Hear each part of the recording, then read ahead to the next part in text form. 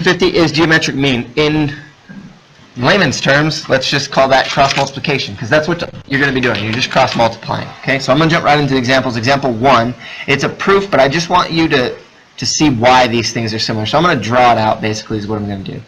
Okay, so for theorem 50, it says if an altitude is drawn from the hypotenuse of a triangle, then the two triangles formed are similar to each other and similar to the original triangle. So basically what it's saying, in order to have a hypotenuse, first you must have a right triangle. Okay, so what I'm going to do is I'm going to draw the hypotenuse as the base, and then I'm going to draw this right triangle right there. Okay, so here's my right angle, my attempt at a right angle.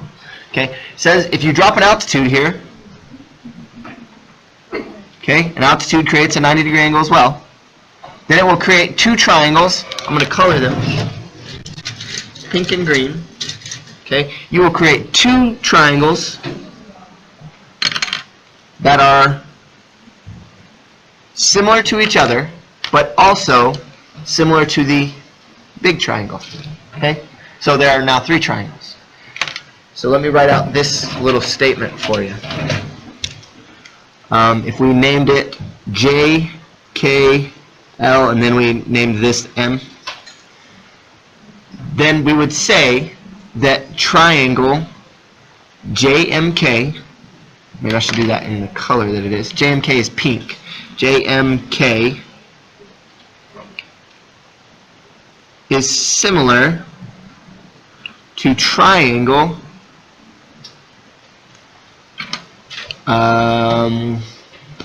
LMK and also JKL.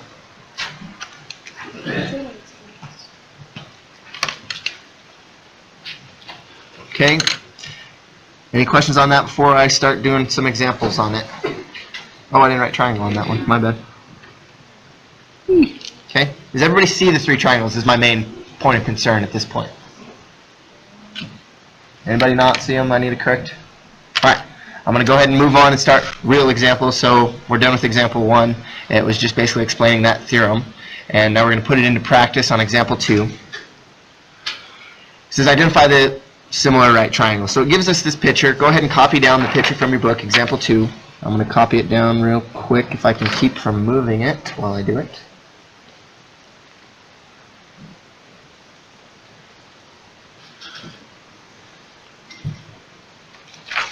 Most horrible right triangle I've ever drawn. So this is the connection from the right angle. It's the mean. So if I turned this right here, okay, notice again that it does exactly like my last drawing did.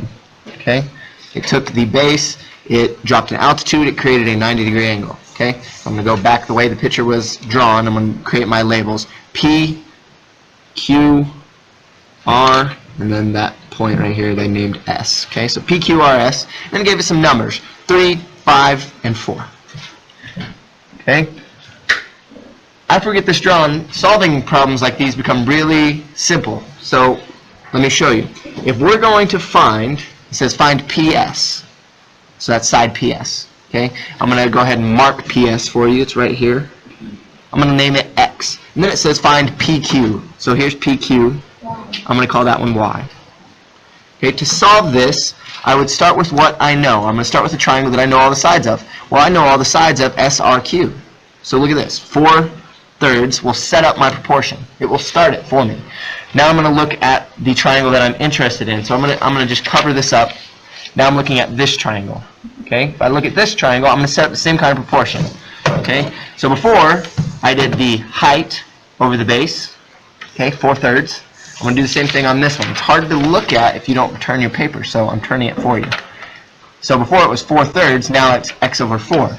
Okay, it's unknown over 4, or whatever we're finding. So if we wanted to find PS first, it's unknown over 4. And then I just do the heart thing, right? So it's 3x equals 16. Then I divide it by 3. Then x must be equal to whatever 16 divided by 3 is. It's 5.33333. 5.3 repeating. I'm going to give an exact answer, 5.3 repeating. Okay, so there's my first one. In other words, PS is that length, right? So instead of saying X, I'll go ahead and write in PS. I'm going to solve the other one the same way, using the same exact beginning point. I'm going to start with 4/3. When did you do 4 over 5? Or did you keep it as? Why would I do 4 over 5? I'm sorry. Then when you do 4/3, then maybe you do some third. No, because I'm going to find Y now. Now I'm looking at the big triangle. See? My height was the unknown this time. Okay, so my height is the unknown, and my base is 5. Okay, height is unknown, base is 5. Started out with base being 3, it's this little one, and the height of 4. Then I just solve the same way, 3y, and then I get 20, divide by 3, divide by 3. And y then must be equal to 6.6 repeating. And remember that y is actually PQ, because we're answering that question, PQ. So the length of PQ is 6.6 repeating, and the length of PS is 5.3 repeating. If it gives you a unit, write in that unit. If it doesn't give you a unit, make sure you write in unit. Plural. Units. Right? Anything there? Questions, comments, concerns? Okay, these are the harder ones. At other times, they're going to straight up tell you, find the geometric mean of 3 and 12. Okay? And it's going to be the same thing. I just got to show you how to set it up. So here it is. A over x is the formula, and it is equal to x over b. X is the part that's hard to identify. Well, I shouldn't say it's hard to identify. It's the unknown. Okay? So when I start doing my cross multiplication, I end up with something that looks like x squared, because I get x times x, equals a multiplied by b. So basically, I take my two numbers, I multiply them, and then in order to solve for x, I would have to square root both sides, right? So x equals the square root of a, b. And at different points in your mathematical careers, you'll have to solve this at different points. So I would definitely write down this equation, but as a shorthand, I would also remember, hey, there's a fast way to do this. Multiply them in square root. Okay? So when it says a, find the geometric mean of 3 and 12, I literally multiply them, 3 times 12, and I square root them. So it's the square root of 36, which is 6. Okay? For geometric mean, you always have a positive answer. Okay? You always have a positive answer in a geometric mean. So if I wanted to solve this the long way, I'll do that in part B. I would set it up just like this. And it doesn't matter if A is the first number you get or the second number you get. It doesn't matter because you're going to multiply them anyways. Okay? So it says find the geometric mean of 2 and 9. So I'm going to put 2 over x and x over 9. Then I just solve it. I get 18 equals x squared. I square root. X then will be whatever the approximation of the square root of 18 is, which is 4.2 approximate. Make sure you put in these approximates, okay? These are units. Unless they otherwise tell you, they will be units.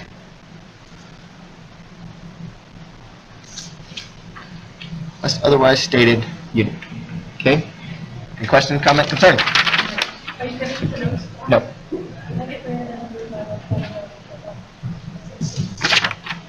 Not at this very moment because it's going to distract the person behind you, but after I'm done, you can.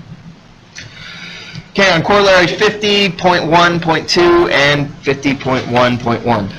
Says if the altitude of it is drawn from the hypotenuse of a right triangle, then the length of the altitude is the geometric mean between the segments of the hypotenuse. Then basically it states the same thing for a different version of that on the 2. If the altitude is drawn from the hypotenuse of a right triangle, then the length of the leg is the geometric mean between the hypotenuse and the segment of the hypotenuse that is closer to the leg. So let me explain this in a picture. So on A, example 4A, you would have this kind of ugly picture here. I'm struggling to find the right triangle here. So this is my attempt at a triangle, S, T, U, and V. Okay, it's going to have 3, gives you Y. It's in your book. Copy it out of your book. Then you have 4/3 as this little length here. Okay. So of course it's a right triangle. This is what it's trying to get you to find. The missing value Y, which is actually TV. Okay, I can find this by setting up the geometric mean. Now this is how you would set up the geometric mean. You take, okay, let me just write it down. 3 over y equals y over, did I write that wrong? No, it's 4/3. Over 4/3. Okay, so my numbers here are the base pieces that were cut in half. Okay, so if I flip this and pointed at it, the altitude that was dropped, okay, to create this, these two numbers are the geometric mean. Find the geometric mean of 3 and 4/3. That's basically what this question is telling you. And the height is the answer. Okay, so I set them up. I put the height as the variable of interest. Okay, and then I put the two numbers that they gave me in those two spots. Okay, these are the heights. Might want to write that down. Height. Yes, I want to write it down. Height, height, height. Okay, then I just start solving. I get y squared equals 4/3 times 3, which is 4. I answer that by doing the square root, and y must be then 2.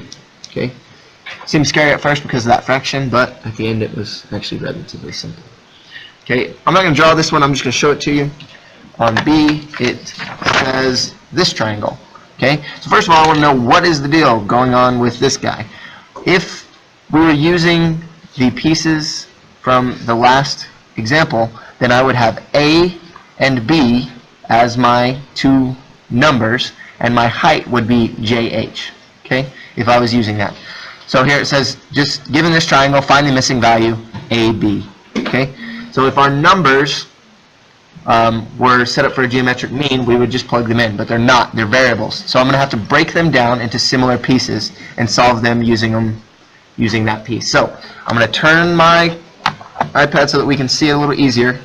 This would be a number of interest. It's a 3. It's the 3, right? So 3 and A, notice this is the hypotenuse. This is a right triangle. It's a hypotenuse and a base. Hypotenuse and base. So 3A, I'm going to set that up. Hypotenuse over base. I'm going to write down a little note for myself, put H and B next to the things that they coordinate with. And I'm trying to find the missing value for A, right?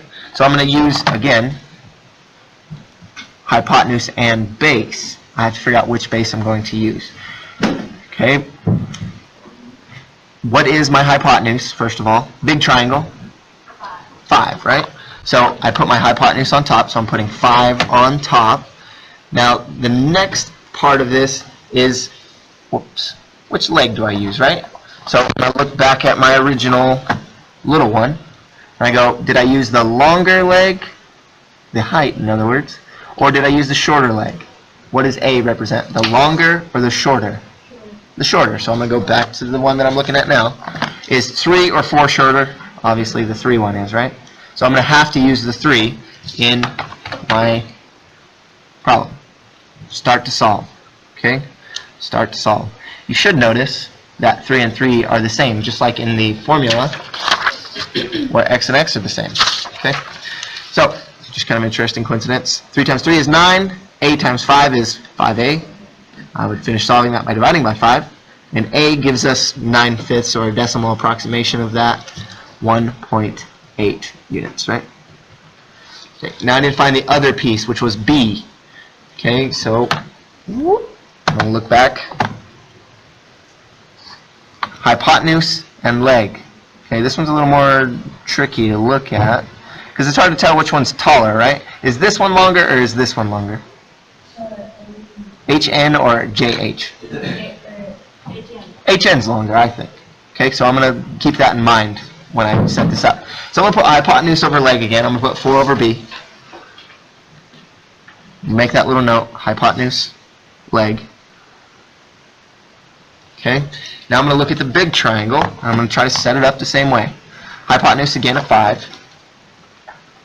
And the leg, I'm looking at the longer leg this time, which just so happens to be 4.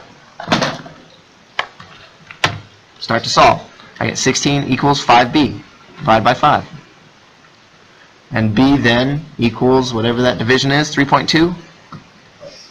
3.2, coach. 3.2 units. So there's my two answers. Where I see the most problems in this, guys, is that you don't compare like corresponding, let me use different terms here, corresponding side lengths. Make sure if it's the smallest side, or the smallest leg, you're using the smallest leg. If it's the longest leg, you use the longest leg. Okay? That is the biggest mistake I see. Example 5 does the same thing. Make sure you use drawings when you're given those kinds of problems, okay? Make sure you use drawings.